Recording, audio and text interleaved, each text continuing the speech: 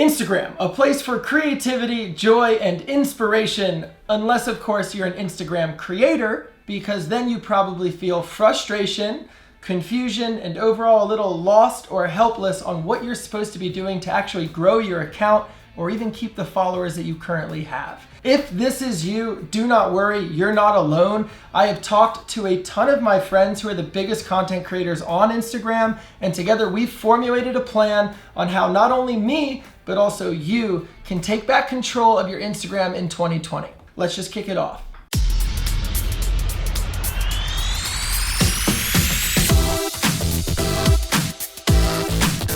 Hi, welcome. My name's Sawyer Hartman, and Instagram has been out almost 10 years already. It's absolutely crazy. But first off, before we start, I actually do have a little bit of incredible news. For the last year and a half, my friend and I have actually secretly been working on a photography app for the iOS App Store called Film Frames.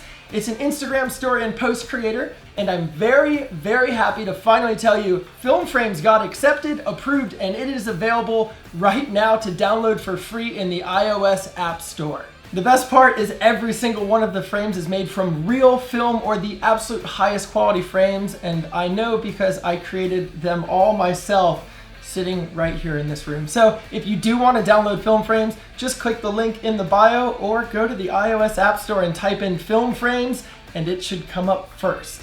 Because God is good, God is great, and I really freaking hope you enjoy it. But for everyone else, let's just get into today's video and get you on the right track for Instagram. There is this kind of unanimous dissatisfaction with Instagram within the community right now, and that's a huge problem. I mean, even Instagram knows they have a problem. This is why they're experimenting with taking away likes and doing algorithm changes, but they're unfortunately constantly making it harder and harder for creators to get ahead or even keep the audience that they have. Let's first go ahead and address a couple of the actual concerns and problems with Instagram at the moment. There are very few opportunities for organic growth on the platform. There is an overall lack of individuality and a problem with people just copying everyone. There's always the pressure of only posting your best work, which can be crippling to a creative person. The problem everyone runs into, which is overthinking simple tasks every single day while trying to navigate how to grow. Algorithmic setbacks that can actually affect your reach and your engagement. And the final problem was, until now, we had no real plan to combat these issues. So here is my video of what I will be doing in 2020 to take back control of my Instagram. If you have any thoughts, comments, or ideas of your own,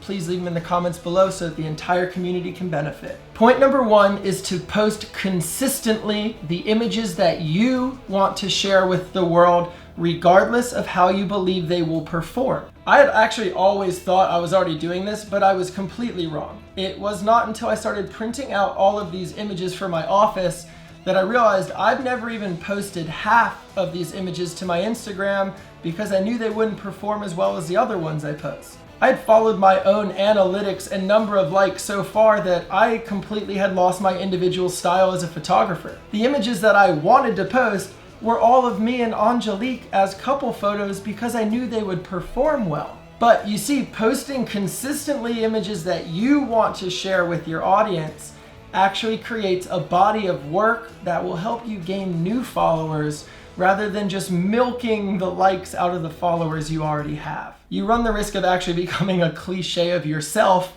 which is like the worst thing you could ever do, which brings us to point number two. Point number two is to use tools and tactics to enhance your creative voice in both posts and stories. These things can literally be anything from color styles, apps you're using, or even certain cameras and lenses that you're consistently using.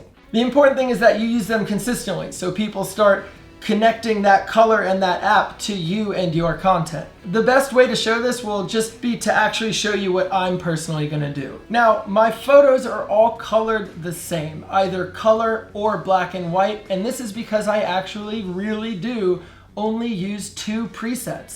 That's it. I have my Portra 400 Lightroom preset, which is in my Leica Looks pack. I use it for every photo I have that is in color, which is why all of my photos kind of look like they're from one roll of film. And by doing so, you're able to create a personal aesthetic. And then for my black and white photographs, I genuinely only use my Leica black and white preset from the Leica Looks pack as well. And that's it. I have my colored preset and I have my black and white preset, and that is it. Now, to further define my own creative style, I'm actually going to be using the Darkroom Selects pack from the app Film Frames. You got the whole app, but that's why I decided to make this app in the first place, was I wanted this creative style for myself, and we built a way to do it. This style not only speaks to who I am as a film photographer, but it adds another level of creativity on top of my image. Sure, it looks cool too, but having the ability to now use multiple photographs in one post means I can more effectively convey the story to you and the rest of my viewers that I was trying to tell with my photographs. It's no longer now just my best image, but rather what it felt like to actually be there in that moment.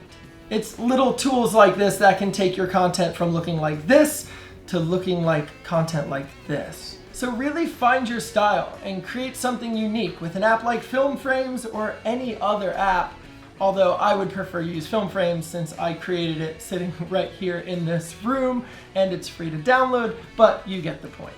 Point number 3, the third and final stage of my plan is to inject personality back into my page.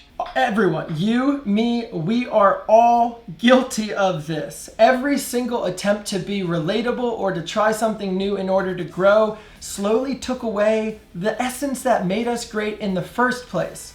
So here's a couple things you can look at to get it back. Firstly, your bio, your biography, needs to be about you. Stop trying to be relatable, and whatever you do, don't try to make it like everyone else's. Your bio should clearly and creatively state who you are, what value you provide to an audience, and what makes you special. You can add your own flair to it, but never forget the actual purpose. It's to tell people what sets you apart, not what makes you similar to them. Next, you're no longer allowed to put random Googled deep quotes with your photographs. It doesn't make sense, and it does absolutely nothing to help you tell your story. For myself, my captions will now be about why I'm choosing to share this image or video with my audience. I don't have to say, this is why I'm sharing it, but I will make sure the caption is a reflection of why I wanted to share it with you, why I thought it was important, relevant, or I thought you might like it. That is going to be my caption. The last step is literally something every single large creator knew and used before they got large. It is literally the secret to building an actually engaged audience. Create community for the sake of community. Let me explain that. If you want people to take the time to actually comment on your content and engage with you as a creator, only ask the questions you genuinely want to know the answers to. Never ask a question in your caption just to get people to leave a comment. No one cares and they know what you're doing. Ask a question that you want to know the answer to so that you're compelled to respond.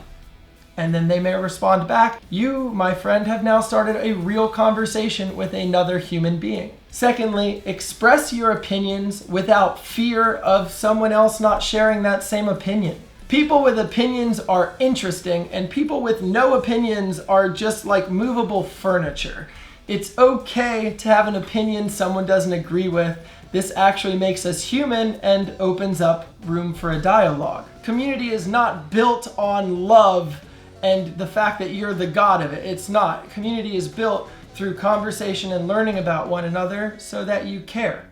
Thirdly, share people and content that you genuinely really like and want to see succeed. And most importantly, never ever be fearful of helping someone grow bigger than you. There's enough social media for everyone in the world, even though it feels so crowded at the moment. It is okay to try to help other people grow, even if no one's helping you. It's the right thing to do, and it's what you would want done for you. So do it yourself. And other than that, this is my plan for 2020. This is how I'm gonna take back power of my Instagram. I don't know if it'll make me grow, get more comments or whatever. I don't care. I just wanna start posting the shit that I wanna post for the people that want to see it. And this is my plan on how I will accomplish that. But other than that, you've spent plenty of time with me for your Sunday. Go out into the real world, take your camera, have fun. But before you go, remember, stay motivated, stay inspired, and never stop creating. And I'll see you guys in the next episode. Peace.